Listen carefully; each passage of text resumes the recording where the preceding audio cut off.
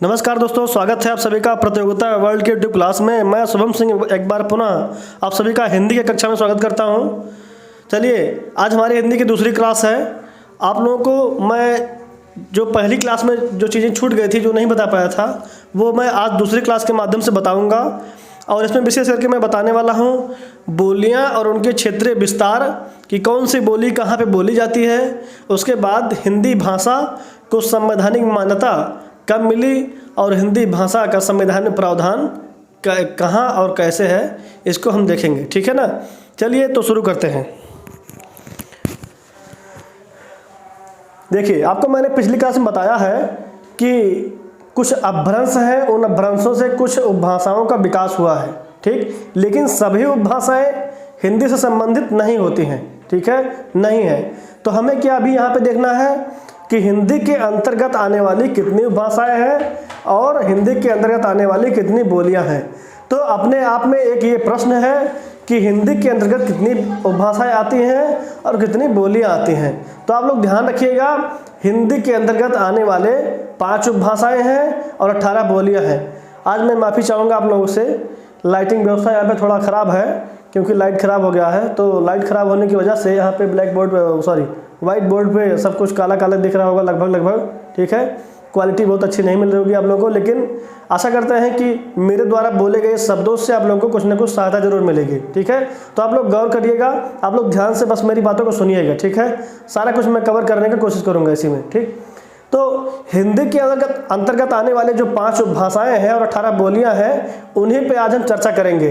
तो सबसे पहले हम बताए थे आपको कि एक जो उपभाषा है अर्धमागधी अपभ्रंश है, और अर्धमागधी अपभ्रंश से एक पूर्वी हिंदी उपभाषा विकसित हुई है, और उस पूर्वी हिंदी उपभाषा से 3 बोलियां निकली हैं। कौन कौन सी? अवधी, बघेली और छत्तीसगढ़ी। ठीक है, तो अवधी बोली कहाँ बोली जाती है इसको हम देखेंगे। अवधी बोली बोली जाती है अयोध्या में, लखनऊ में, बाराबंकी में, इलाहाबाद में, सुल्तानपुर में, प्रतापगढ़ में, फतेहपुर में, उन्नाव में इत्यादि जगहों पर ये अवधी बोली बोली जाती है। ठीक है, इसके अलावा भी कुछ जिलों में बोली जाती है, लेकिन मैंने सबको नहीं लिखा है, जो महत्वपूर्ण है मैंने उनको लिख दिया है। ठीक है, और जो अवधी बोली है ये साहित्यिक दृष्टि से भी काफ़ी महत्वपूर्ण बोली मानी जाती है, क्योंकि जो अवधी बोली है इसमें काफ़ी साहित्यिक रचनाएं भी की गई हैं। ठीक, जैसे तुलसीदास जी के द्वारा किया गया है, श्री रामचरितमानस की रचना की गई है, और जायसी जी के द्वारा पद्मावत की रचना की गई है। ये ऐसे महत्वपूर्ण रचनाएं हैं जो अवधी भाषा में की गई हैं, रचित गई हैं, रचना की गई है। ठीक है, उसके बाद जो अवधी है ये भारत के बाहर भी विदेशों में बोली जाती है, तो इसलिए जो अवधी बोली है काफ़ी महत्वपूर्ण है, इसको ध्यान में रखिएगा। उसके बाद जो पूर्वी हिंदी उपभाषा की दूसरी बोली है जो दूसरी बोली है बघेली, वो बघेली बोली जाती है रीवा में, सतना में, शहडोल में बोली जाती है, मैहर बोली जाती है। मैहर और रीवा सतना कहाँ पे है? मध्य प्रदेश प्रांत में पड़ता है। ये रीवा एक जिला है वहाँ का, सतना जिला है, मैहर जिला है। ठीक है, तो आप लोग इतना ध्यान रखिएगा कि मध्य प्रदेश के रीवा, सतना, शहडोल, मैहर इत्यादि जगहों पर ये बघेली बोली बोली जाती है। और इसका नाम, जो इसकी भाषा है पूर्वी हिंदी, इसका नाम पूर्वी हिंदी क्यों पड़ा?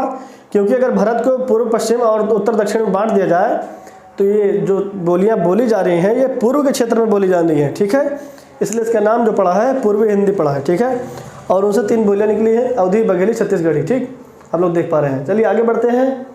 जो तीसरी बोली है छत्तीसगढ़ी, तो आप लोग नाम से ही जान रहे हैं, जब छत्तीसगढ़ी है तो छत्तीसगढ़ में बोला जाएगा, लेकिन जरूरी नहीं कि जो छत्तीसगढ़ी है वो केवल छत्तीसगढ़ में ही बोला जाए। ठीक है ना, तो जो नाम पड़ा जैसे राजस्थानी है, छत्तीसगढ़ी है, तो उनके अलावा भी दूसरे प्रदेशों में बोली जा सकती हैं वो बोलियाँ। ठीक है, तो जो छत्तीसगढ़ी बोली है ये सरगुजा में, कोरबा में, बिलासपुर में, रायगढ़ में, खैरागढ़ में, रायपुर में, दुर्ग में, कांकेर इत्यादि स्थानों पर ये बोली जाती है। अब ये जो रायपुर है, ठीक है, ये छत्तीसगढ़ की राजधानी है ना। ठीक है, आप लोग इसको ध्यान में रखिएगा। ठीक, उसके बाद चलते हैं दूसरी तरफ। तो एक है मगही। ठीक है ना, मगही, मैथिली, भोजपुरी, ये 3 बोलियां हैं। इन 3 बोलियों का जन्म किस उपभाषा से हुआ है? बिहारी उपभाषा से हुआ है। ठीक है ना, तो बिहारी उपभाषा का जन्म किससे हुआ है? किस अपभ्रंश से हुआ है? मागधी अपभ्रंश से। मागधी अपभ्रंश से बिहारी उपभाषा का जन्म हुआ, और बिहारी उपभाषा से 3 बोलियां का जन्म हुआ। ठीक है, मगही, मैथिली, भोजपुरी। मगही कहाँ बोली जाती है? पटना में, गया में बोली जाती है, पलामू, हजारीबाग, मुंगेर, भागलपुर तथा इसके आसपास के क्षेत्रों में मगही बोली बोली जाती है। ठीक है। उसके बाद मैथिली जो है दरभंगा में, मुजफ्फरपुर में, पूर्णिया में, ये सभी बिहार के ज़िले हैं तथा इनके आसपास के ज़िलों में बोली जाती है। ठीक है। अब भोजपुरी है, इससे संबंधित प्रश्न हमेशा बनते रहते हैं क्योंकि जो भोजपुरी है वो अंतर्राष्ट्रीय महत्व की बोली है, वो भारत के बाहर भी बोली जाती है। ठीक है। तो पूछा जाता है खास करके जो उत्तर प्रदेश के ज़िलों में भोजपुरी बोली जाती है वहाँ से प्रश्न बन जाता है भोजपुरी कहाँ बोली जाती है। बनारस में, जौनपुर में, ये सभी उत्तर प्रदेश के ज़िले हैं। बनारस, जौनपुर, आजमगढ़, मिर्ज़ापुर, गाजीपुर, बलिया, गोरखपुर, चंपारण ये बिहार में है, सारण बिहार में है तथा आसपास में बोली जाती है। ठीक है। तो आप लोग ध्यान रखिएगा भोजपुरी जो है वो अंतर्राष्ट्रीय महत्व की बोली है क्योंकि जो भोजपुरी बोली है ये भारत के बाहर फिजी, मॉरिशस, गुयाना, त्रिनिदाद इत्यादि जगहों पर ये बोली जाती है। ठीक है ना। फिजी वगैरह में, मॉरिशस में भारतीय मूल के अत्यधिक मात्रा में व्यक्ति वहाँ पर निवास करते हैं। ठीक है। जैसे कि जब अंग्रेज़ों का ज़माना था तो वो लोग यहाँ से मज़दूर लेके जाते थे। बिहार में गरीबी काफ़ी थी तो बिहारी मज़दूर वो सस्ते में पा जाते थे और उनको लेके जाते थे काम के लिए। तो वो लोग विदेश चले गए काम करने के लिए और वहीं पर धीरे धीरे रह गए और वहीं पे बस गए, वहीं पे उनका निवास हो गया। तो धीरे धीरे वो अपनी भोजपुरी बोली का प्रसार इस माध्यम से किए। ठीक है। तो फिजी, मॉरिशस, गुयाना, त्रिनिदाद इत्यादि जगहों पर जो है भोजपुरी बोली अत्यधिक मात्रा में बोली जाती है, इसलिए इसे बोला जाता है कि भोजपुरी बोली अंतर्राष्ट्रीय महत्व की बोली है। ठीक। यहाँ पे शब्द बहुत साफ नहीं दिख रहे होंगे लेकिन जो हम बोल रहे हैं हमारे शब्दों को आप लोग ध्यान से सुनिएगा। ठीक है। कुछ ना कुछ लाभ जरूर मिलेगा। चलिए उसके बाद देखते हैं तीसरा। ठीक। अब खड़ी बोली है, ब्रज भाषा है, हरियाणवी है, बुंदेली है, कन्नौजी है। ठीक। तो ये 5 जो बोलियां हैं किन उपभाषाओं से विकसित हुई हैं? पश्चिमी हिंदी से विकसित हुई हैं। ठीक है। और पश्चिमी हिंदी जो है वो किस अपभ्रंश से विकसित हुई है? सौरसेनी अपभ्रंश से। सौरसेनी अपभ्रंश से पश्चिमी हिंदी उपभाषा का विकास हुआ और पश्चिमी हिंदी उपभाषा से इन 5 बोलियों का विकास हुआ। खड़ी बोली कौरवी, इसे खड़ी बोली को ही कौरवी बोल सकते हैं। उसके आगे ब्रज भाषा है, हरियाणवी है या हरियाणवी को ही बांगरू बोलते हैं, बुंदेली है, कन्नौजी है। तो एक एक करके हम देखते हैं ये बोलियां कहाँ बोली जाती हैं। तो जो खड़ी बोली है या इसे बोलते हैं कौरवी, ये देहरादून उत्तराखंड में है। ठीक है ना।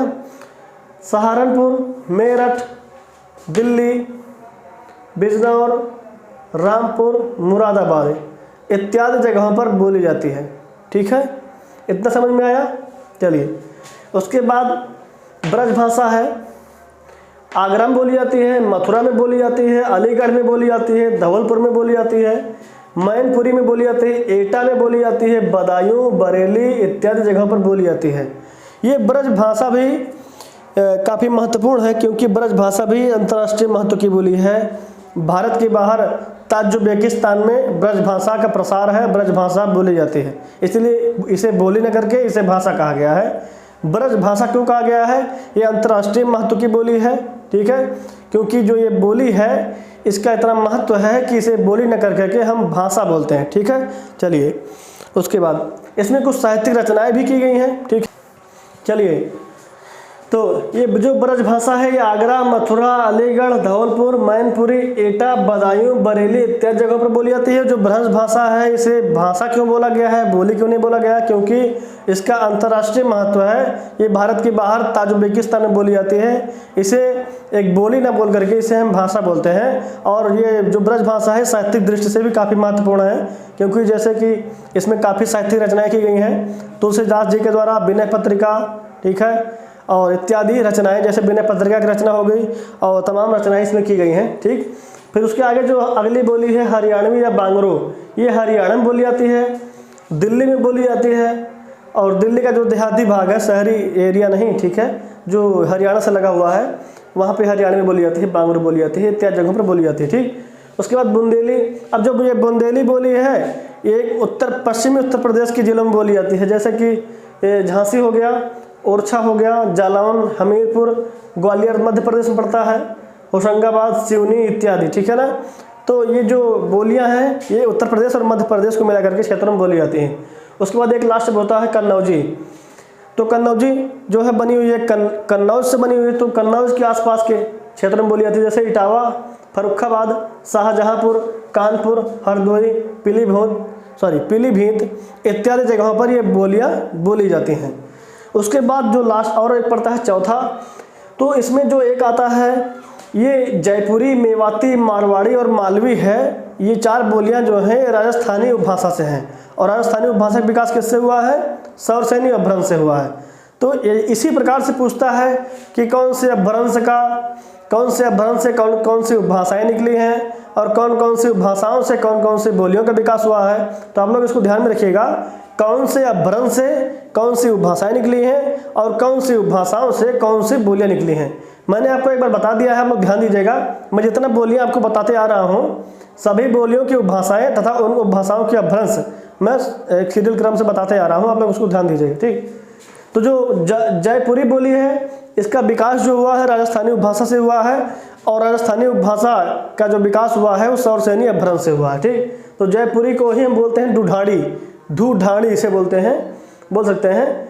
और अगर क्षेत्रीय विभाजन के अनुसार अगर देखा जाए तो इसे पूर्वी राजस्थानी भी बोल सकते हैं।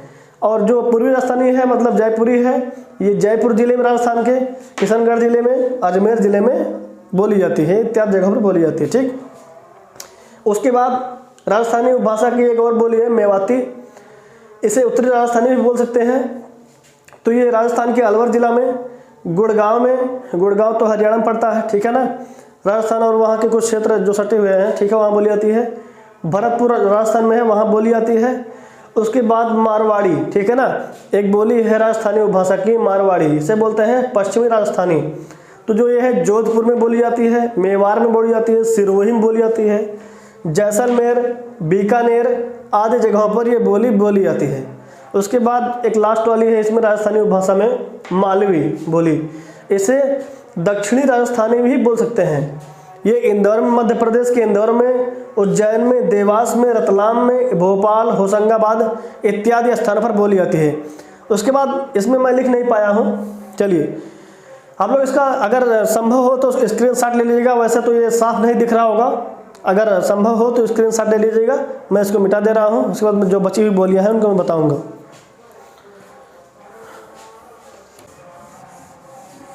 अब जो हमारा लास्ट वाला बचा हुआ है, बस लास्ट एक ही बचा हुआ है, पहाड़ी उपभाषा। पहाड़ी उपभाषा के अंतर्गत जो है 3 बोलियां आती हैं, कौन कौन सी? नेपाली, कुमाऊनी और गढ़वाली, ठीक है, 3 बोलियां आती हैं। तो मैं वैसे ही बता दे रहा हूँ।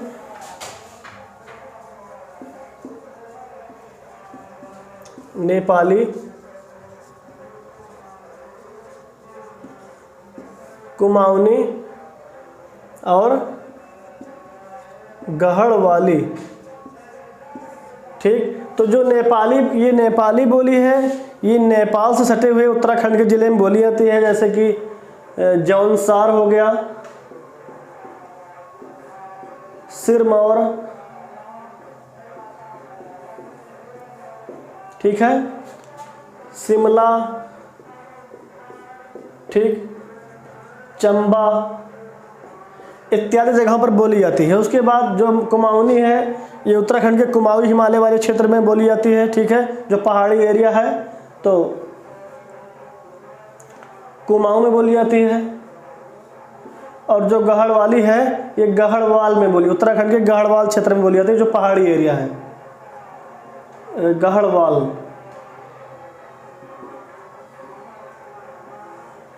गढ़वाल क्षेत्र में बोली जाती है, ठीक है। तो ये हमारा बोली का जो वो पोर्शन होता है कवर हो गया, मैंने आपको सब कुछ बता दिया है। अब जो लास्ट वाला बच रहा था पहाड़ी के अंतर्गत, मैंने इसको भी बता दिया। पहाड़ी के अंतर्गत 3 बोलियां आती हैं, नेपाली, कुमाऊनी, गढ़वाली। जो नेपाली है ये उत्तराखंड और हिमाचल प्रदेश और उसके आसपास का जो नेपाली एरिया है वहाँ बोली जाती है। देखिए नेपाली क्यों लिखा गया है, क्योंकि किसी भी जब देश के किसी भी राज्य के संपर्क में या किसी भी व्यक्ति के संपर्क में रहते हैं तो कहीं न कहीं उनका प्रभाव हमारे पर जरूर पड़ता है, ठीक है। तो जो नेपाल से सटे हुए इलाके में रह रहे हैं तो वो कहीं न कहीं उनका नेपाली भाषाओं का प्रभाव उनके ऊपर है, वो लोग नेपाली भाषा बोलते हैं, ठीक है ना। तो जौनसार हो गया, सिरमौर हो गया, शिमला, चंबा इत्यादि स्थानों पर ये बोली जाती है। जो कुमाऊनी है ये उत्तराखंड के पहाड़ी क्षेत्र में, जैसे कुमाऊं हिमालय वाला क्षेत्र है, ठीक है, वहाँ पे बोली जाती है कुमाऊनी। और जो गढ़वाली है वो गढ़वाल, उत्तराखंड के गढ़वाल वाले क्षेत्र में बोली जाती है, ठीक है। तो आशा करते हैं आप लोगों को समझ में आया होगा। चलिए आगे देखते हैं कि जो हिंदी है इसको संवैधानिक मान्यता कब मिली और इसका संविधान में प्रावधान क्या है, ठीक है ना। चलिए देखते हैं हिंदी को कैसे राजभाषा बनाया गया और हिंदी का संविधान में क्या स्थान है, ठीक है। तो जब हमारा देश आज़ाद हुआ उस समय चर्चा ये हुई कि किस भाषा को राजभाषा बनाया जाए। तो कई लोग समर्थन किए अंग्रेजी भाषा का, कई लोग समर्थन किए संस्कृत भाषा का, और बहुत सारे लोग उर्दू भाषा को समर्थन किए कि उर्दू को राजभाषा बनाया जाए, ठीक है। लेकिन बहुत सारे लोग देश में हिंदी भाषा को समर्थन किए कि हिंदी को बनाया जाए राजभाषा। तो अब आखिर ये राजभाषा क्या है? राजभाषा का मतलब होता है राजपाट की भाषा, अर्थात जिस भाषा में शासन का कामकाज किया जाए, शासन का कामकाज संपादित हो, उसे हम बोलते हैं राजभाषा, ठीक है। तो राजभाषा के शासन को कि कौन सी भाषा से चुने? जिस भाषा में शासन का कामकाज हो। तो अलग अलग लोग अलग अलग भाषाओं का समर्थन कर रहे थे, लेकिन इसी बीच हिंदी के लिए समर्थन गया संविधान सभा में। गोपाल स्वामी अयंकर जी के द्वारा संविधान सभा में एक प्रस्ताव पेश किया गया कि हिंदी को राजभाषा बनाया जाए। फिर उसके बाद बात हुआ, उस पर चर्चा हुई, बात विमर्श हुआ, ठीक है। उसके बाद क्या हुआ? निर्णय ये हुआ कि 14 सितंबर 1949 को हिंदी को राजभाषा के रूप में घोषित किया गया। डेट आप लोग याद रखिएगा,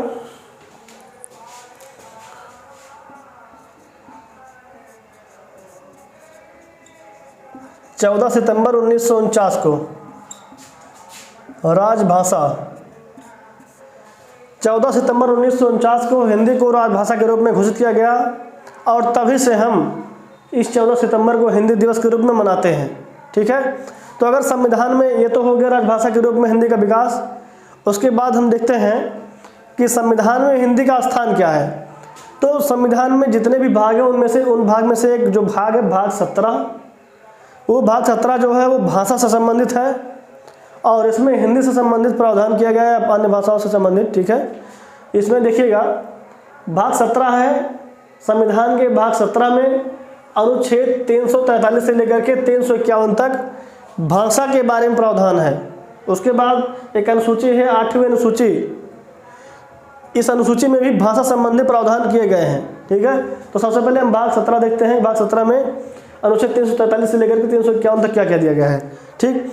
देखिए 343 अनुच्छेद में लिख नहीं रहा हूं, आप लोग समझिएगा।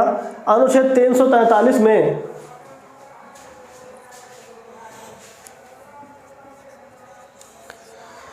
अनुच्छेद 343 में कहा गया है कि संघ की जो राजभाषा होगी हिंदी होगी और लिपि जो होगी देवनागरी होगी।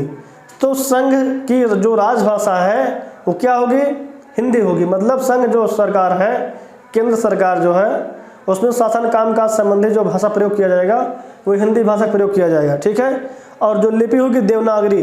लिपि का मतलब क्या होता है? लिपि का मतलब होता है जैसे मान लीजिए भाषा है तो उसको तो हम बोल दिए, उच्चारण कर दिए, ठीक है, वो हो गया भाषा। लेकिन जब वही भाषा जब उसका लेखन करना होता है, जब उसको लिखना होता है, तो लेखन के तरीके को ही हम बोलते हैं लिपि। कि लिखा कैसे जाएगा, लिखने के तरीके को ही हम बोलते हैं ध्वनि के लिपि चिन्हों को ही हम बोलते हैं, क्या बोलते हैं?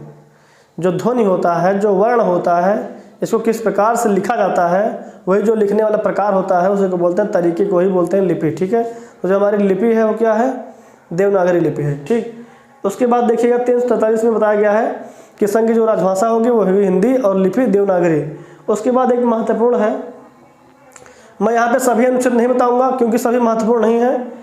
343 से लेकर के 351 तक जो महत्वपूर्ण है मैं बस में वही बताने वाला हूँ, ठीक है। तो उसके बाद एक अनुच्छेद आता है 348। इस अनुच्छेद 348 में कहा गया है कि सुप्रीम कोर्ट, हाई कोर्ट, अधिनियमों और विधेयकों में प्रयोग की जाने वाली भाषा, ठीक है। तो इसमें कौन कौन सी भाषा प्रयोग की जाती है? अनुच्छेद 348 में बताया गया है कि सुप्रीम कोर्ट, हाई कोर्ट, अधिनियमों, विधेयकों में प्रयोग की जाने वाली भाषा के बारे में बताया गया है। और सुप्रीम कोर्ट, हाई कोर्ट में प्रयोग कौन सी भाषा की जाती है? तो आप लोग ध्यान दीजिएगा, हिंदी भाषा नहीं की जाती है, अंग्रेजी भाषा। संविधान में ये व्यवस्था है, बताया गया है कि संविधान की विधि द्वारा अन्यथा जब तक उपबंधित न किया जाए तब तक इसके समय सुप्रीम कोर्ट, हाई कोर्ट, विधेयकों और अधिनियमों संबंधित जो भाषा होगी वो अंग्रेजी होगी। जब तक उपबंधित ना किया जाए विधि के द्वारा, जब तक संविधान में संशोधन करते हुए ये सब चीज़ें हटाई नहीं जाएंगी, तब तक जो भाषा रहेगी अंग्रेजी भाषा ही रहेगी, हिंदी भाषा नहीं होगी वहाँ पे, ठीक है। उसके बाद एक अनुच्छेद आता है अनुच्छेद 350 क। अनुच्छेद 350 क में क्या बताया गया है, आप लोग ध्यान दीजिएगा।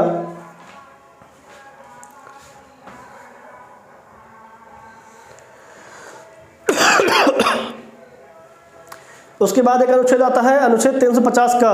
अनुच्छेद 350 का में बताया गया है कि प्राथमिक स्तर पर जो शिक्षा दी जाए वो मातृभाषा में दी जाए। अब आखिर ये मातृभाषा क्या होती है? मातृभाषा का मतलब होता है कोई भी शिशु, कोई भी बच्चा जहाँ पे जन्म लेता है उस क्षेत्रीय स्थान पर, उस स्थान विशेष पर जो भाषा बोली जाए उसे बोलते हैं मातृभाषा। जैसे मान लीजिए जहाँ पे हमारा जन्म हुआ है वहाँ पे क्षेत्रीय स्तर पर जो लोग बोलते हैं, भाषा प्रयोग करते हैं, वो अवधी बोली है, तो अवधी बोली तो हो गई, लेकिन जो भाषा बोलते हैं वो कौन सी है? हिंदी, ठीक।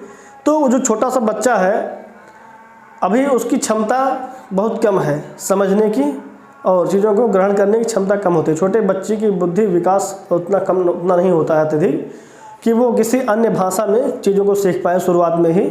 तो इसलिए बोला गया है कि प्राथमिक स्तर पर मतलब जो छोटे छोटे बच्चे होते हैं, नर्सरी से लेकर के लगभग कक्षा 5 तक के बच्चे जो होते हैं उनको मातृभाषा में ही शिक्षा दिया जाए, क्योंकि उन छोटे बच्चों की इतनी क्षमता भी नहीं है कि वो एक तो चीज़ों को सीखे भी और वो दूसरे भाषा में सीखें, तो ज़्यादा कठिन हो जाएगा, ठीक है। इसलिए कहा गया है कि शिशुओं को, छोटे बच्चों को प्राथमिक स्तर पर जो शिक्षा दी जाती है वो मातृभाषा में दी जाए। जो भाषा वो लोग बचपन से सुन रहे हैं अपने आसपास, अपने माता के द्वारा, पिता के द्वारा, अपने दादाजी के द्वारा, अपने भाई के द्वारा, अपनी बहन के द्वारा, जो भाषा डेली वो सुनते हैं अपने आसपास, अपने घर में, अपने परिवार में, अपने समाज में, उसी भाषा में उनको प्राथमिक स्तर पर शिक्षा दी जाए, जिससे उनके ऊपर और भी बोझ ना हो जाए, ठीक है ना।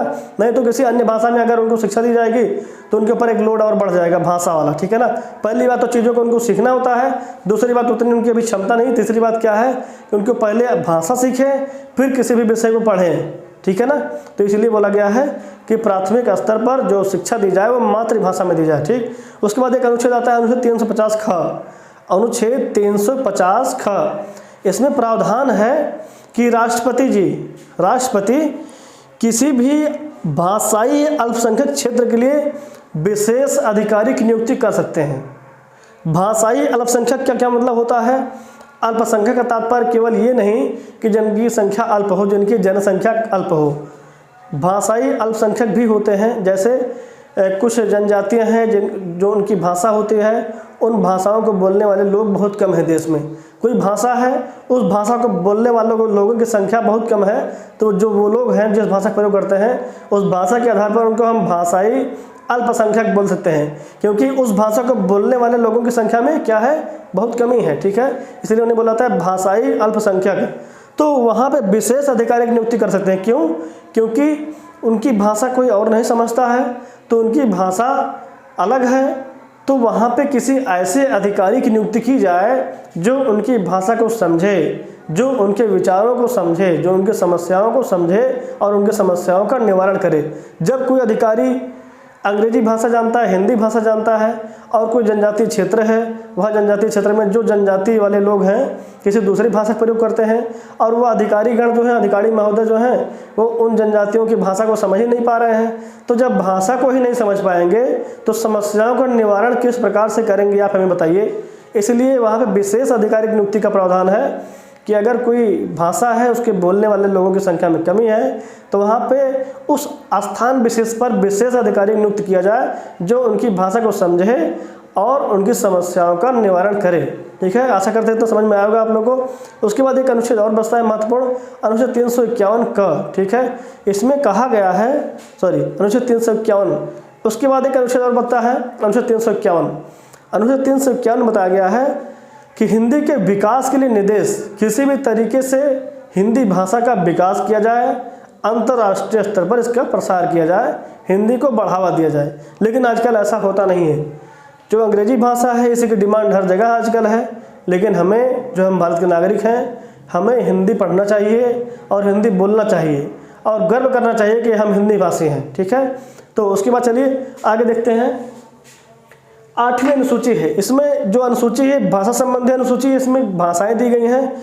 इसमें जिन भाषाओं का उल्लेख है समझ लीजिए वो सभी भाषाएं संवैधानिक मान्यता प्राप्त हैं। ठीक है, तो पहले इस 8वीं अनुसूची में 14 भाषाएं थी। पहले इन 8वीं अनुसूची में 14 भाषाएं थी। संस्कृत, असमिया, उड़िया, बांग्ला, गुजराती, हिंदी, कन्नड़, कश्मीरी, मलयालम, मराठी, पंजाबी, तमिल, तेलुगु, उर्दू। पहले 8वीं अनुसूची में यही केवल 14 भाषाएं थी, लेकिन बाद में संविधान संशोधन के माध्यम से कुछ अन्य भाषाओं को भी जोड़ दिया गया है जो आपके सामने है। ठीक, तो 21वें संविधान संशोधन के माध्यम से 1967 ईस्वी में सिंधी भाषा को जोड़ा गया 8वीं अनुसूची में। उसके बाद 71वें संविधान संशोधन के माध्यम से 1992 ईस्वी में कोंकणी, मणिपुरी और नेपाली भाषा को जोड़ा गया। उसके बाद 92वें संविधान संशोधन के माध्यम से 2003 में बोडो, डोंगरी, मैथिली और संथाली भाषा को 8वीं अनुसूची में जोड़ा गया। इस प्रकार वर्तमान में 8वीं अनुसूची में कुल 22 भाषाओं का उल्लेख है। कुल कितनी भाषाओं का? 22 भाषाओं का उल्लेख है। ठीक है, तो आपका चैप्टर यहाँ पे पूरा हो गया है। मैंने आपको शुरू से अभी दो क्लास में क्या बताया है, आपको बताया है हिंदी का विकास क्रम क्या है, हिंदी शब्द की व्युत्पत्ति और अपभ्रंशों के बारे में मैंने आपको बताया। मैंने आपको भाषाओं के बारे में बताया। मैंने आपको उन भाषाओं से बोलियों के बारे में बताया। मैंने आपको हिंदी जो है इसको कैसे राजभाषा बनाया गया ये बताया। उसके बाद मैंने आपको बताया कि हिंदी का संविधान में स्थान। ठीक है, तो ये हमारा चैप्टर क्लियर हुआ। आशा करते हैं आप लोगों को समझ में आया होगा। कुछ यहाँ पे आज लाइटिंग की व्यवस्था ख़राब है, इसके लिए मैं माफ़ी चाहता हूँ, बहुत बहुत माफ़ी चाहता हूँ। आगे जल्दी ही मैं ठीक कराऊँगा इसको। ठीक है ना, तो आगे मैं अगले चैप्टर में, अगले क्लास में मैं आप लोगों को वर्णमाला के बारे में बताऊँगा। तो आज बस इतना ही, धन्यवाद।